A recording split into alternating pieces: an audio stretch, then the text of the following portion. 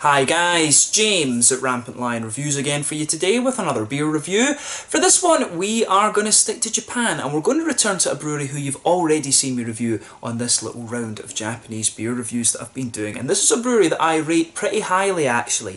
So for this one then we're going to return to Kanagawa Prefecture, which you'll find a little bit to the south of Tokyo, and we're having a look at another beer from Sankt Gallen Brewery. And this one is quite a special beer. This one is the Untappd, which comes in at 10% ABV, and it is a wheat wine. So yeah, really curious to see how this one turns out. Michiko actually bought me a bottle of this beer maybe about 2-3 years ago actually, but unfortunately I filmed the review, then my computer died, and it was back before the days of solid state drives in computers, so unfortunately that video was lost. So I have tasted this beer before, can't really remember what it was like, and I have to say as well that this style, the wheat wine, it's one that I've never encountered from anybody apart from a Japanese brewery. I mean, I've had one from Dyson G Beer, I know that Beard Beer here in Japan also have one, but I've never actually tried one from the States, and I know that it was a style that was developed off the back of the barley wine from America actually. It says that on the Sankt Gallen website actually. But yeah, let me know some other wheat wines that I should try, but really looking forward to trying this one, and as always I hope that you guys enjoy my take on it. This one is the sort of sister beer, if you like, to the El Diablo barley wine, and you'll get these two beers released at least once a year from Sankt Gallen Brewery, and they're definitely worth checking out if you get the chance. So yeah, as always with my reviews then, I'll tell you a little bit about the brewery before we taste the beer. If you want to get straight to the tasting, just fast forward. All the usual links are in the description below. That's the brewery website, the link to my other reviews that I've done from Sankt Gallen Brewery before. No doubt there will be some more at some point in the fairly near future. There's all the usual social media. If you want to see more beer reviews, do please consider subscribing to the channel. The whole channel of course has a geography based tagging system, so you can go into the home page and search for beer based on country, city, state, county, prefecture, whatever it is you're interested in. Do check out the playlists of beers from different countries. There is one there for all the Japanese beers that I've reviewed for you. That's being added to whenever I get the opportunity. And as always, please do get in touch and let me know some of the other beers and breweries that you guys would like to see me review. It's always great to hear from you guys that are watching the videos, and the support that you show the channel is hugely appreciated.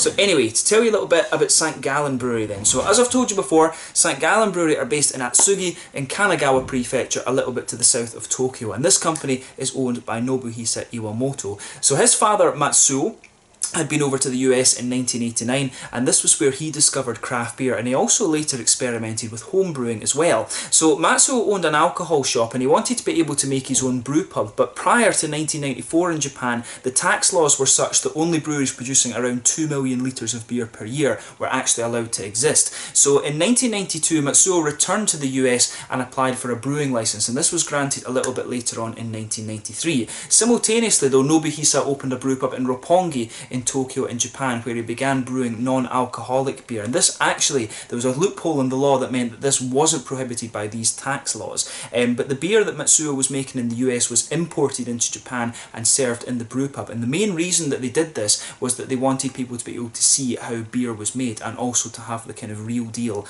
American craft beers as well. But they closed the brew pub down in 1997 after the laws were changed, and they opened their own brewery in Atsugi after Matsuo returned from America. In the early days the brewery really struggled to gain traction, and they stopped brewing for a period from 2001, but Nobuhisa was able to start up brewing again in 2003, and then in 2005 they had grown enough to take on extra staff, and Nobuhisa attributes much of the brewery's recent success to Miki Nakagawa, who's his marketing director, and he's really pushed the brewery's bottle sales and things like that, and they've enjoyed very steady growth since he's come into the company. But apparently the brewery was named St. Gallen after the abbey in Switzerland, which was the first place in the world to have an official brewing licence, and this brewery is also one of the first craft breweries to be established in Japan. You can argue that these guys are the first because, you know, they were brewing the non-alcoholic beers, but Ichigo beer were the first ones to have their licence granted, so, you know, there's a little bit of a kind of, well, not a rivalry, it's a sort of friendly thing there. These guys are, as I say, one of the first craft breweries in Japan, so quite nice that they named their brewery actually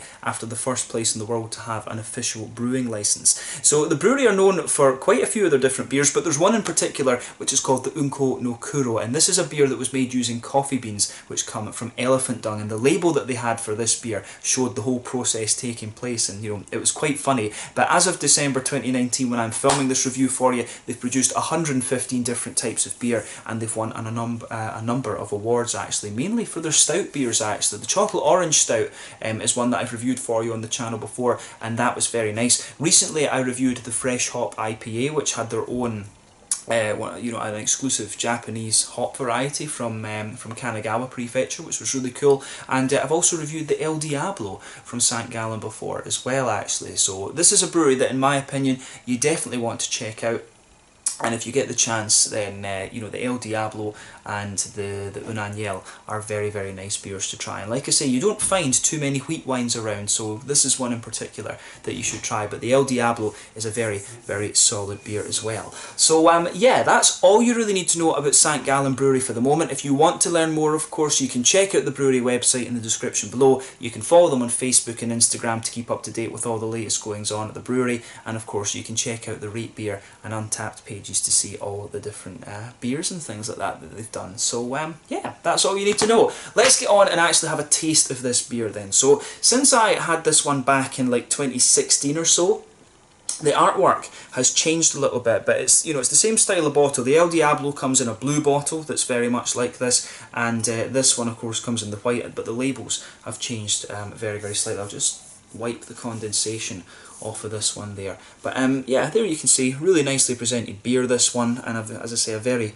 unusual bottle. I mean, it reminds me a little bit of the Viru beer that you used to get from Estonia, actually, this one, except the Viru one had like sort of 8 corners. It was like an octagon or a nonagon or something like that.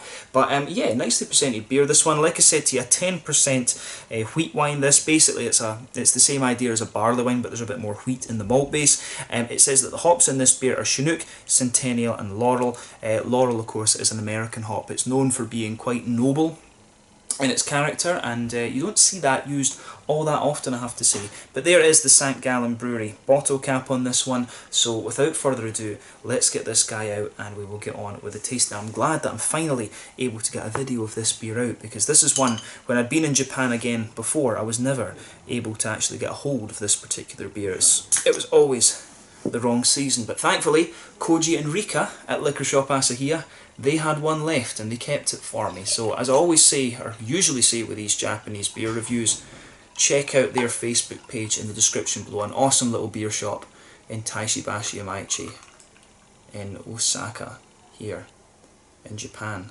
So yeah, let's see how we get on with this one then.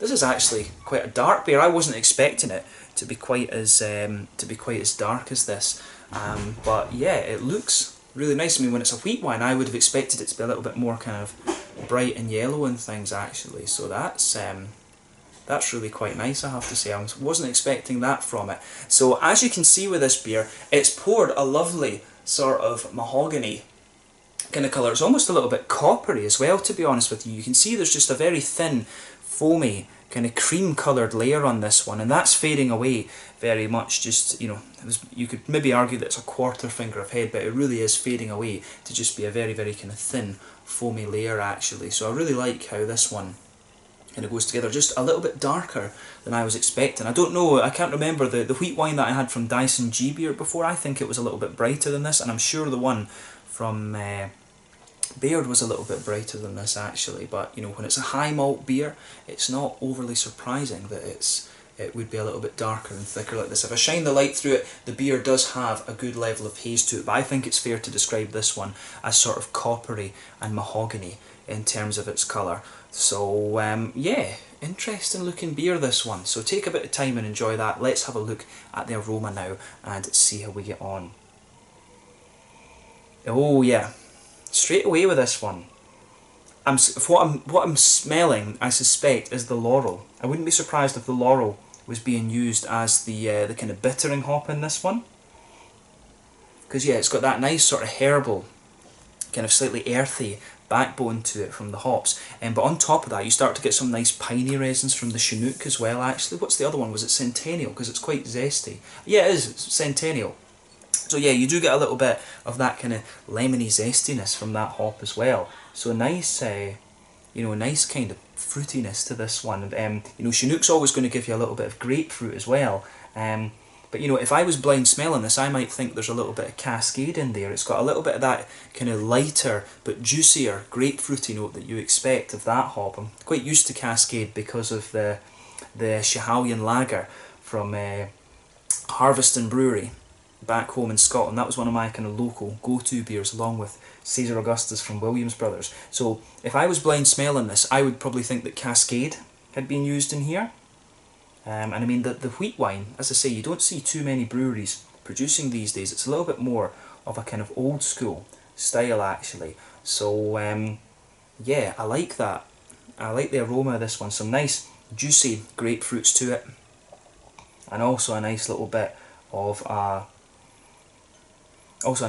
lemon zestiness in there too, and that mixes in well with the kind of piney resin notes and the floral character you're getting out of this one. So the green side of the hops, definitely fair to say that it's quite, there's a good earthy and kind of herbal presence to it, but at the same time you've got some nice bright floral notes, little touch of the pine resin from the Chinook, and with the fruity side of things, a little bit grapefruity, a little bit lemony, and I mean, you might get a little teeny hint of a kind of orange out of this one, but that's quite subtle, I think. On the malty side of things then, because we've gone the opposite way around from normal. We normally start with the malty side of things and move into the hops, but I mean, with this one, for me, there's a good bit of brown sugar in this beer, some nice kind of sweet caramel, very, very slightly toasted, I have to say, some kind of biscuity notes, maybe a little touch woody as well. Yeah, maybe a little touch woody, and like I say, there's definitely a nice kind of big wheaty, white bready thing underneath that. You can definitely smell that it's quite a smooth wheat that comes out of this one. Sometimes you get some sort of big and kind of citrusy, wheaty qualities actually, and that's quite it's quite nice, that I have to say. I like the difference between the different wheats. It can add a lot of different character to beer, I have to say. But to me, this is quite it's got a bit more brown sugar in it than I was expecting. But I mean, when you're going up to like 10%, you do need a little bit of the brown sugar in there to kind of cover up the alcohol actually. So yeah, not surprising with that. But overall, this is a really nice smelling beer. I mean, it's got a little bit of that kind of white bready, wheaty thing. It's almost got a little bit of the bubble gum kind of candy that you can sometimes get out of like a Hefeweizen or something like that. But it's really nice, this, how it goes together. There's a little bit of the clovey spice in there too. So yeah, take a little bit of time and enjoy the aroma of this one before you get stuck into it. But we're going to taste this one now. This one is the Unaniel, a wheat wine coming in at 10% ABV from Sankt Gallen Brewery in Atsugi, Kanagawa Prefecture, to the south of Tokyo here in Japan. Let's get stuck into this one. Slange, skål, kampai.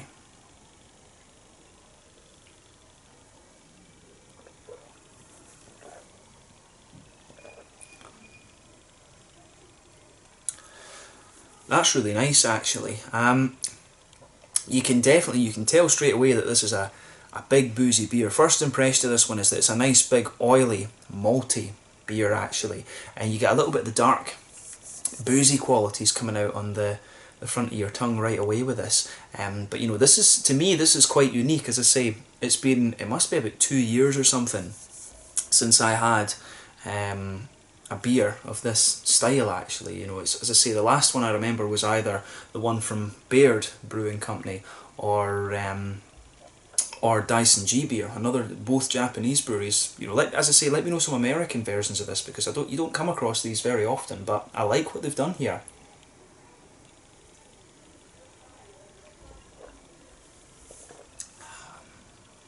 So yeah, let's try and break this down then. So the thing that's interesting for me about this beer is that I don't really get much of the wheat until you're actually into the aftertaste. It's quite brown sugary and malty in the beginning.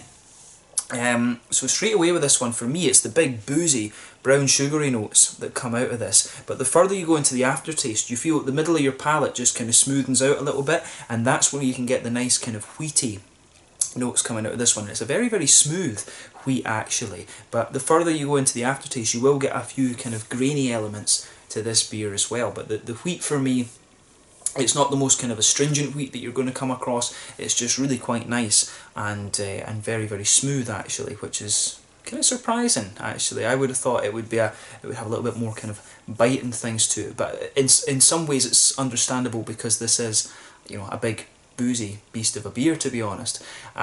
So yeah, if you go to the front corners of your palate as well and just move in a little bit, you'll notice the woody undertones that this beer has. This one really is very woody in that regard for me. I like that about it too. That sort of helps build the smoothness that this beer has in its malt base. The Japanese are very good, I think, when it comes to the malty side of things actually. When it comes to the high alcohol beers, they've got some very good stouts. There's a couple of good barley wines over here as well, and the wheat wines that I had from the other breweries I mentioned earlier are pretty good as well. So Japan's good when it comes to high alcohol things, I have to say.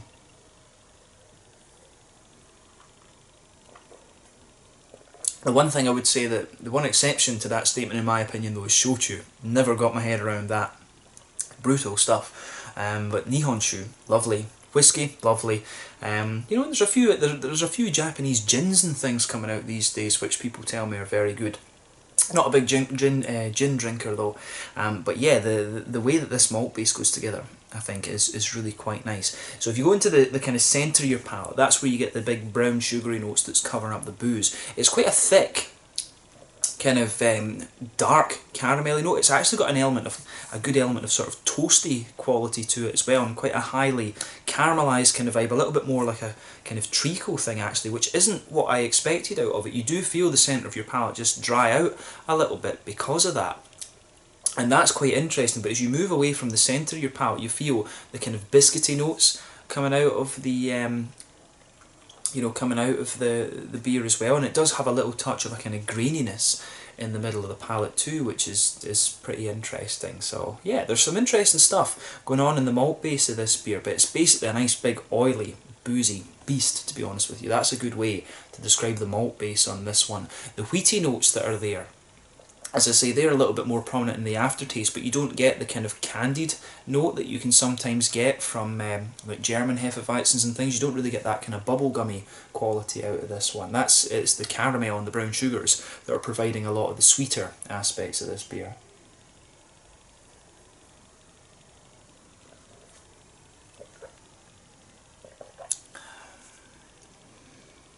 So yeah, I like that about this. About this beer. The malt base is good. Hoppy side of things then. Back corners of the palate, you've definitely got a good little bit of earthiness to this beer, and I'm suspecting that'll be the laurel. The way that the sort of earthy and herbal notes are coming out of this, I do wonder if perhaps the laurel has been used as the main bittering hop. And of course you add them, when you want bittering, you add that earlier in the boil, because the herbal and earthy notes that you would expect of laurel are quite predominant in this one. But at the same time, when you move further forward along the sides of your palate, you get some nice big sort of piney resinous notes out of the beer as well, which are quite nice, and that's the Chinook that's going to give you that. So you do get a bit of that kind of more dank piney sort of thing, but round the front curve of the palate it's a little bit lighter and more grassy, should we say. So yeah, the green side of the hops for me, good bit of earthiness in there, some herbal qualities kind of mixing in with that, but quite a nice big sort of resinous piney type thing to this one too. So yeah, and as I always say, the oily esters you'll get out of the beer from the hops, they come out in that oily bubble behind the front curve of your tongue, and for me this is an interesting one again in that regard.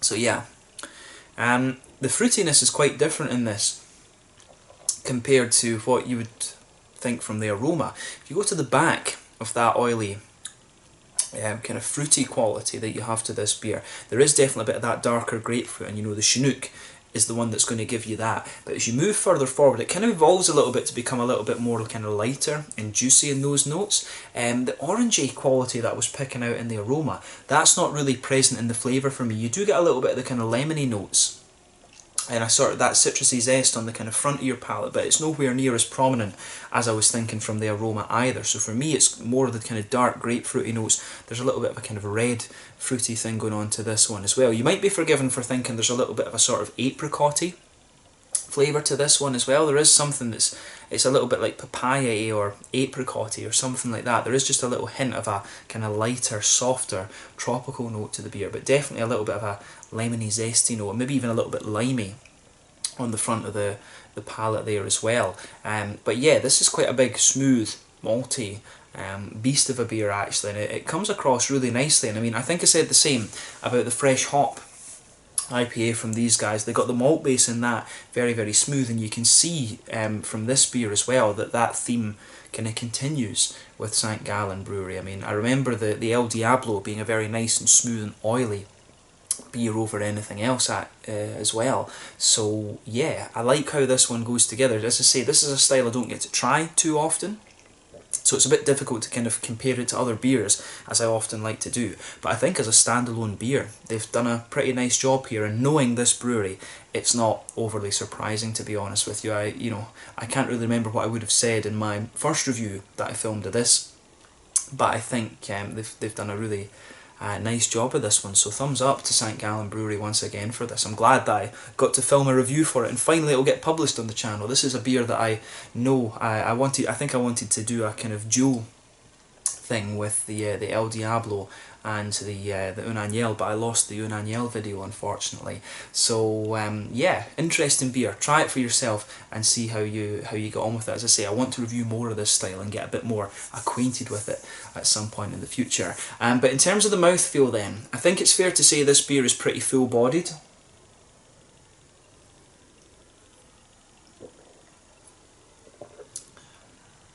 Yeah, the carbonation of this one is, you know, very, very smooth, and it sort of plays into that whole kind of oily thing that's going on with the beer. I'd say overall the mouthfeel is more oily rather than anything else, but that definitely suits the beer. And I'm saying that the further you go into the aftertaste as well, I think the brown sugars start to sweeten up a little bit. You do get a little bit of the kind of herbal and earthy dryness there on the side of your palate too. It does get drier the further you go into the aftertaste, but mainly this is a big malty, oily beer, and you know, you wouldn't expect that from you would expect that from a barley wine, so it's not surprising that you get it out of a wheat wine as well.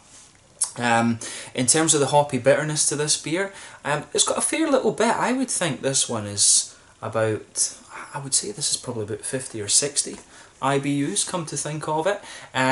You know, the malt base with this one is very smooth in some regards. It's got a little bit of graininess to it as well, but you've got some really nice big oily sweetness to the beer as well, and you've got some nice juicy fruitiness, but a little bit kind of zesty on the side of the tongue too. So an interesting one this. At 10%, it actually feels a little bit boozier than it is. I think you get a little bit of alcohol warmth down here, and if I was blind tasting this, I might guess it's a little bit stronger because of the sort of treacly character and things that it has. So yeah, bear that in mind with this. This is an interesting beer, a style that you don't get to try very often, to be quite honest with you, but knowing this brewery, it's not surprising that they've done a pretty nice take on it, I have to say. So yeah, let's just leave it at that for this one. This one is the Untappd, the sister beer to the El Diablo barley wine. This one is a wheat wine coming in at 10%, the same as the El Diablo, and it's definitely worth checking out if you get the chance, if nothing else for the novelty of the style. But outside of that, it's a very, very solid beer, and if you know this brewery, you would kind of expect that of these guys. So yeah, that's all we really need to say about this one. So once again, thank you for watching my beer reviews. Until the next time, please like, subscribe, share, all the usual YouTube stuff. Let me know your own thoughts on this beer in the comment section below. Let me know what your favourite beers are from Sankt Gallen Brewery as well. We will return to these guys at some point in the near future, I'm sure. I do need to review the Yokohama XPA. That's one that's been on my list for a little while, but if you get to try some of the special beers from these guys, I would recommend it. And the Fresh Hop IPA, if you come across that when it's just come out, that's definitely worth checking out as well. So yeah, the Untappd, a 10% wheat wine from Sankt Gallen Brewery in Atsugi, Kanagawa Prefecture to the south of Tokyo here in Japan. A lovely beer this, and I'm glad that I finally was able to publish a review for this one. So once again, thank you for watching my reviews, and I'll catch you guys very, very soon. Until the next time, it's Slangy just now. Make sure you check out my social media, make sure you check out Sankt Gallen Brewery, and I'll see you soon with more beer reviews. Tomorrow will be the last one of this Japanese mini-series. Slangy, Skål, Kampai.